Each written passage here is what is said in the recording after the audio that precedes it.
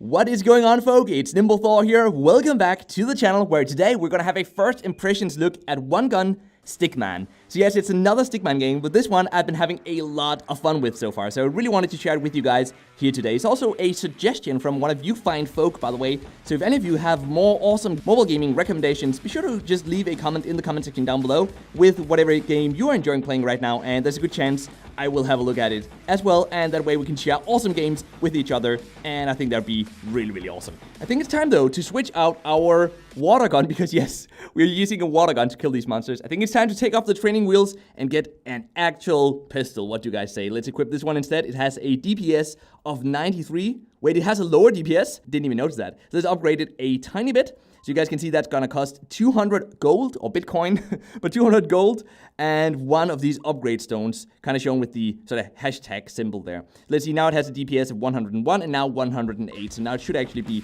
stronger than the water gun we were using before. I'm loving the art style, I'm loving the overall humor of the game. Reminds me a lot of Grow Castle, actually. Oh, we finished this one. Nice, let's just go for the next wave as well. It reminds me of Grow Castle both in terms of the art style, of course, but also in the way the maps work, which I'll go into very soon. Right now we are playing the most simple of levels, which is really just we're playing through different waves, and whenever one wave is finished, we can go on to the next one, or we can go back to the map, we can go in and upgrade stuff, and then we basically go on to the next one. And we won this one as well, and these are very small levels, by the way. As you guys can see, it does not take a lot of time. So, though, let's go back here home, and if you go into the dungeon again, this is what I meant by the map. So as you guys can see in here, this is exactly like in Grow Castle. We have all of these different sort of special missions we can complete. Some of them will require us to kill a boss. Some of them will give us a lot of gold, basically. Or give us a gold mine that will generate gold over time. Such as, for example, this one here. Mine gives you 10 Bitcoin, or 10 gold, each hour. So let's go in and do that one right now, because, I mean, it's just free gold, basically. And we get gold over time. That's another thing that reminds me of Grow Castle as well. Even when offline, and we can choose to mine gold, or we can choose to mine the coins we need to upgrade our items with back home. So basically, we can choose what it is we want to mine when we are offline. So, do we want the gold, or do we want the upgrade stones? That depends a bit. I would say to begin with, you probably want to go for the gold, because you need that to begin with to buy new weapons. And we're going to go in and buy a new weapon as soon as we're done with this one, which was now already. That's so cool. We also have some different skills. Right now, I only have a mine, by the way. We unlock these new skills here on this map as well. So, let's see if we can find one. Up here should be a new one. Yes, that's a new skill.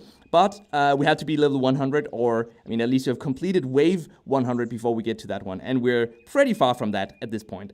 So let's go into the shop though, and let's have a look at these different weapons we can equip in here. Let's look. The sea gun seems kind of cool. Oh, DPS 166. That's awesome. What about this one though? Requires a hero level of 15 and 10. Okay, we're level 13, so I guess I'm gonna go for this one right now. Item was sent to your inventory. Awesome. Let's go have a look at our inventory then. Wait, let's see. Is there anything else we want to buy first, though? We can buy fidget spinners. Of course we can buy fidget spinners. That's what I like about this game. The humor, it's a lot of fun. Let's go into the next one then, and let's see if we can equip this new gun. Oh, it looks so cool. Let's equip it, and let's maybe upgrade it a tiny bit. Let's see, it's gonna add quite a bit more damage. It's gonna increase the DPS from 166 to 180. That is kind of cool. The game also has actual online multiplayer, by the way. And yes, I mean, like, seriously, actual real-time multiplayer. Not just some shit where you're playing against another player's setup of heroes or something along the lines of that. We're actually playing actual other players, but it is very difficult to find a match. So the matchmaking uses on Android at least, it uses the Google Play matchmaking system, which isn't the best. It takes a long time to find a match. And that's, of course, a bit unfortunate. I would assume that as the game gets more and more popular, it will be easier, of course, to find a match. But I'm still just super happy to see that the game actually has real-time multiplayer. Let's place a mine here so you guys can see how that works. It's so powerful. It's a really nice way to kill bosses, by the way. I hope we're gonna run into a boss here eventually. I will say, though, that all of these monster models do look the same, and all the bosses do look the same, at least for the first many levels. I haven't seen more than, I think, 3 different monster models. That's something I feel could be improved upon. There is the boss, the big boss. Let's place a mine there, so he's gonna run into that.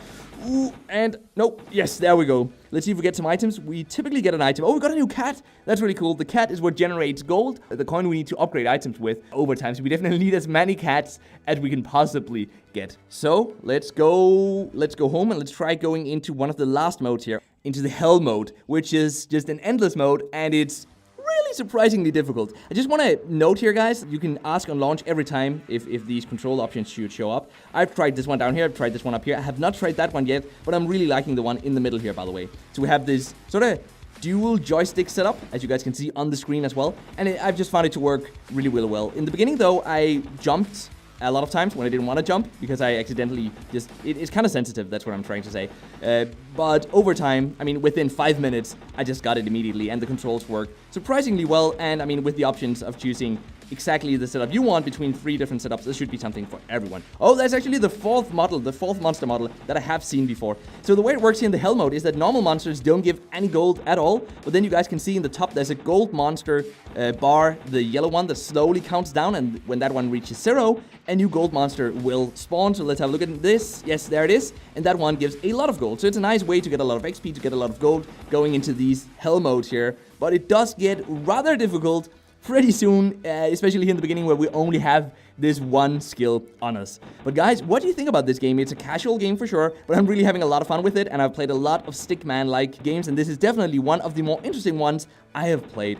I do realize that it reminds me and probably you guys as well a lot of Grow Castle, but the gameplay is much different than in Grow Castle, which was more of a sort of tower defense setup, where in this game it's more of an action game, actually, an action shooter game, 2D side-scrolling shooter game, and I'm really liking that. The maps could be a bit bigger, the maps could be more varied, so we could have more backgrounds in the background, a bit more, some different landscapes, stuff like that. But the music is super cool, and the core gameplay is there, and I'm really looking forward to see how this game develops over time. But what do you guys think about it? Let me know in the comment section down below, and as I said at the beginning, if you have any awesome recommendations, be sure to leave those down there as well. And we're dying now. Oh, we survived. Wait, we survived because we leveled up and we got full HP.